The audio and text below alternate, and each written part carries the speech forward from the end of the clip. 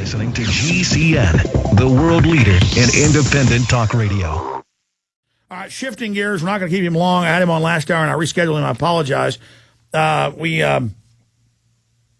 We have him on with us, Paul Ford, and Duncanville, Texas City Council member who was arrested by the mayor for speaking out against red light cameras. You can YouTube or search engine city councilman beat up by police for speaking. I got stuff out of Indiana where they're punching him in the face. And this is usually when they expose some secret meeting or corruption. Now, red light cameras by state court this year were ruled illegal. And I had the Austin police chief in here, and he said, we don't care what the state says, we're doing it. The legislature's been trying to fight it. But going to Mr. Ford. Ford, tell us what happened to you as an elected representative up in Duncanville for daring to speak out at a city council meeting. Well, what happened was this. Earlier that evening in briefing, which is about an hour-long meeting that precedes the open meeting itself, the mayor told me that if I spoke when he told me not to, he would have me arrested. And I explained to him at the time in the briefing room that unlike all those thousands and thousands of people who are getting red light camera tickets who are not entitled to trials by jury, I would be entitled to a trial by jury if he arrested me for whatever it was he had in mind. And I would, with confidence, put my fate in their hands. So we go out on the floor for the actual meeting, and agenda item 3 was they've squandered so much money in our city, we have a huge deficit now. And so they're trying to cut back on essential services like street repairs. So they had a bill out to cancel a $59,000 contract for a street repair company, and I was going to speak against it. So it was my turn to speak, and I said, thank you, Mr. Mayor. Before I address agenda item 3, I want to let everyone know what the mayor told me in briefing a few minutes ago. And I related what I told you just now, and it took all of 30 seconds. So about halfway into it, the mayor starts banging his gavel and shouting at me that I'm out of order. And then it was all rehearsed. He called for the city manager. The city manager, Kent Cagle, called for the police chief, Robert Brown. And at that point, the city manager got up, walked behind me, tapped one of the other councilmen on the shoulder, and then all the other councilmen, except one who wasn't in on it, got up and walked off. Police chief came over to one side, marshal came over to the other side, and a third man, another officer in plain clothes, walked behind them with a video camera. So you can just imagine this parade of people coming up. And by that time, I had finished my 30-second digression about how I would welcome a jury of my peers, and I would confidently put my fate in their hands. And I returned to the agenda item 3. And I began with, I will not vote for this, and here are my reasons why. This is a contract. This is a bill to cancel a street repair contract, and I don't believe we should. And at that point, the police chief came over to me and said, I'm going to ask you to leave voluntarily. So I stood up, put my hands behind my back, and said, I will not leave voluntarily. However, if you believe that I'm violating the law by discussing this agenda item, I will submit to arrest without resistance. So he repeated, I want you to leave voluntarily. And I repeated what I said, that I won't leave voluntarily, but I'll submit to arrest without resistance. And understand, I have my hands behind my back at this point, waiting to be handcuffed. They never said to me, you're under arrest. They never said, if you don't leave, you'll be arrested. Nothing like that. With my hands behind my back, offering to be handcuffed, they acted as if I was resisting. And they grabbed me. Yeah, they grabbed me and started dragging me along. And I said, hey, I've had back surgery twice. And that kind of encouraged them to be more rough. And as they're dragging me along, I started to stumble on the steps. Then as we entered into the corridor leading away from the city council chamber, I started to fall, and they pushed me down onto the ground, and I landed very heavily on my side. And, yeah. So So I ended up having to go to the hospital, and they never placed me under arrest. They didn't send an officer in the ambulance with me. And by the way, there's photos and videos of this out, and the newspapers all report that exactly what you're saying is what happened. Right. And you're lucky they didn't taser you. Separately, they've introduced a bill, H.R. 1966, that if something you say is hurtful and someone says that was hurtful to me or hurt my feelings, you're going to be charged with a federal felony. So free speech itself is under incredible attack. Please continue, fellow thought criminal. Well, I guess that 1966 is just a variation of the old theme of a hate crime. Yeah, I imagine. Well, so I'm in the hospital bed, and my back, I can't move. I'm urinating on my side into like one of those plastic things that they give you in the hospital. And I look on the TV, and there's the mayor saying that they've issued a warrant for my arrest. So it turns out they got a local judge, a city employee, serving as a magistrate, signed a warrant for me. I'm charged now in Texas with a Class B misdemeanor of disrupting a public meeting.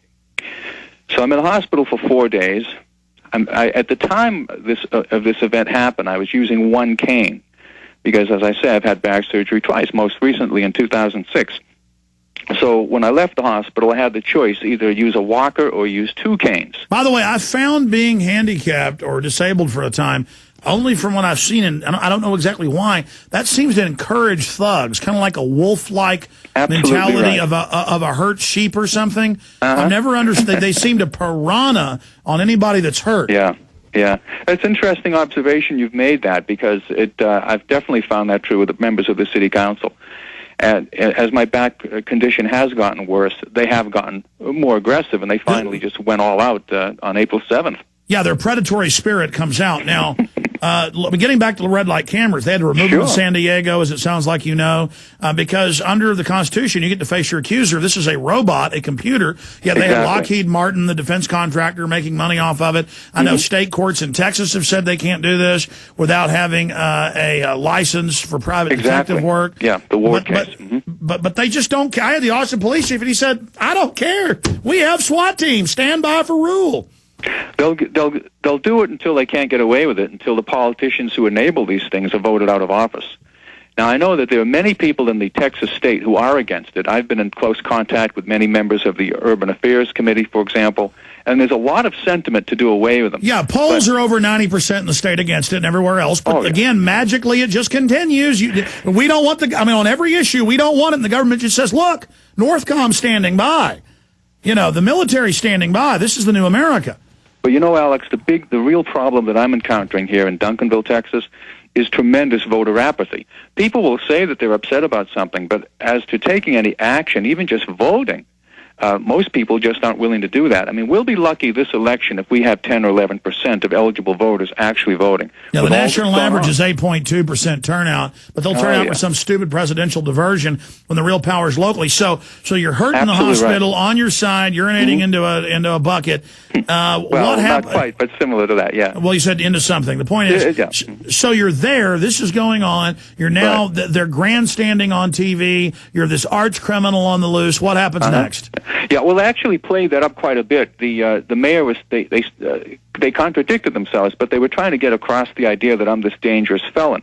And of course, this is my first, so far, my only arrest for anything. And the mayor said that the city manager, Ken Cagle, said that they have had to increase the police presence at the city hall whenever I'm there. And the mayor, and he was said, because with all that's happening, you just don't know. That was his excuse for this, overtime. And then the mayor said that from now on, they're going to assign a full-time officer to me whenever I'm in the building, and he actually said this to a reporter, he said, because Mr. Ford is a mystery man who has conspiracy theories.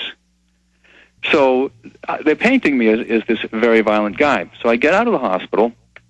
I'm limping along on two canes now. As I said, it was either that or a walker, and I already had the two canes. I heard you may actually be the person known as Godzilla. I mean, you're like, come from the sea, from the deep. You're like this deadly kraken. I mean, you're a boogeyman. You're what children fear under beds. I mean, how dare you not want the red light cameras? The mayor and people, this is very important, that they get all this done. So you're out there on the cane, vicious, deadly.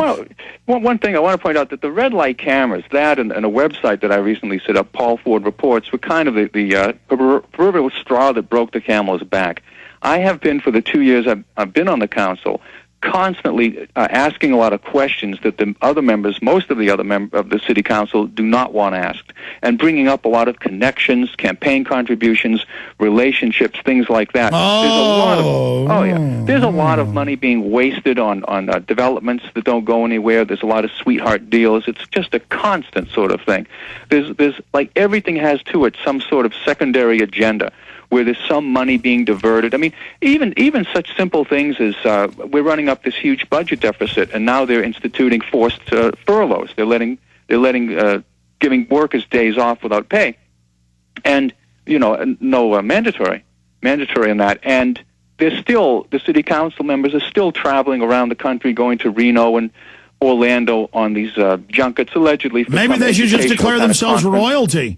Councilmen declare themselves royalty and start wearing crowns or something. Let me add a point here. I have the Department of Homeland Security. You probably heard about the report a month ago where they said veterans and gun owners are the #1 terror threat. Right. Well, this is the appendix to that. It says alternative media that make connections. So maybe you're a terrorist because you're making connections about political contributions to them and then what they're doing.